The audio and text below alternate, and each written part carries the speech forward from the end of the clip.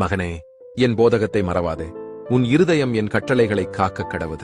அவைகள் உனக்கு நீடித்த நாட்களையும் தீர்க்காயுசையும் சமாதானத்தையும் பெருக பண்ணும். நான் உங்களிடம் ஒரு சில நிமிடம் பேச வந்துள்ளேன், கேளுங்கள்.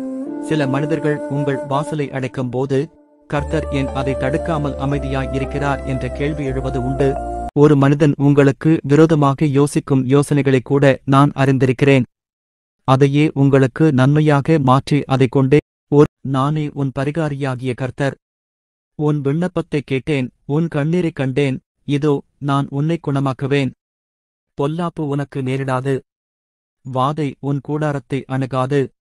சில நேரம் என்ன சொல்லி ஜெபம் பண்ணனும் கூட தெரியல, அவ்வளவு பாரமா மனசு இருக்கு என்று கலங்குகிறாயோ? உன் கண்ணீரின் ஒவ்வொரு துளியும் எதற்கு என்று நான் அறிந்து உள்ளேன். அதற்குரிய பதிலை நிச்சயம் உனக்கு தருவேன். மகிழ்வுடன் இரு. உன் வருங்காலம் வளமானதாயிருக்கும். உன் நம்பிக்கையும் வீண் போகாது. நீ கலங்காதே.